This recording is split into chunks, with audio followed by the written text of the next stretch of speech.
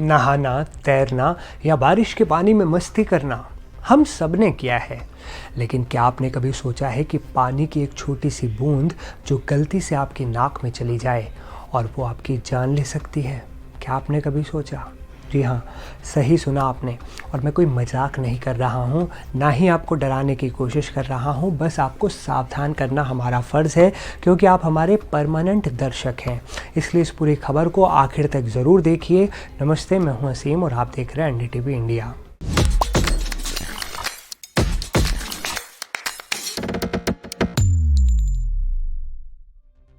आज की खबर किसी डरावनी फिल्म की कहानी नहीं है। ये केरल की रूह कपा देने वाली हकीकत है, जहां एक खामोश कातिल, एक अदृश्य दुश्मन पानी में छिपकर लोगों के दिमाग पर हमला कर रहा है। और सबसे डरावनी बात यह कि पिछले सिर्फ 1 महीने में ये दुश्मन 6 लोगों को अपना शिकार बना चुका है, उनकी जान ले चुका है। ताज़ा मामला केरल के मलपुरम का है, जहां एक 47 साल के शाजी नाम के शख्स ने अस्पताल में तड़प तड़प कर दम तोड़ दिया। डॉक्टर उन्हें बचाने की हर कोशिश करते रहे, लेकिन दवाएं बेअसर थीं, क्योंकि दुश्मन उनके शरीर में नहीं था बल्कि उनके दिमाग में घुसकर उसे अंदर ही अंदर खा रहा था। ये इस हफ्ते की दूसरी और 1 महीने के अंदर छठी मौत है। मरने वालों में एक 3 महीने का मासूम शिशु भी है, एक 9 साल की बच्ची भी है और अब एक 47 साल का आदमी भी।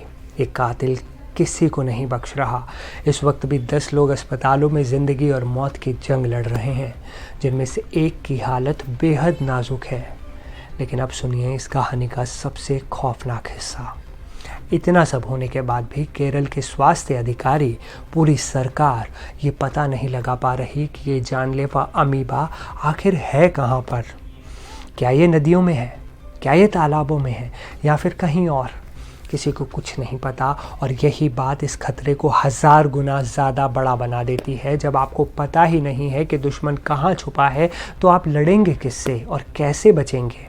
वैज्ञानिक भाषा में इस दुश्मन का नाम नेग्लेरिया फाउलरी है। ये एक ऐसा अमीबा है जो रुके हुए मीठे पानी में पनपता है। जब कोई इंसान इस पानी में नहाता है या डुबकी लगाता है, तो ये अमीबा नाक के रास्ते उसके शरीर में घुस जाता है और सीधा दिमाग तक का सफ़र तय करता है। वहाँ पहुँचकर ये दिमाग के टिश्यू को खाना शुरू कर देता है, जिससे दिमाग में भयानक सूजन होती है और इंसान की मौत हो जाती है। ये एक इंसान से दूसरे इंसान में तो नहीं फैलता और ना ही ये पानी पीने से होता है। इसका एकमात्र रास्ता है नाक।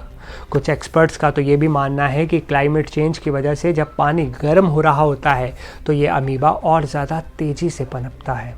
केरल में स्वास्थ्य विभाग हाई अलर्ट पर है।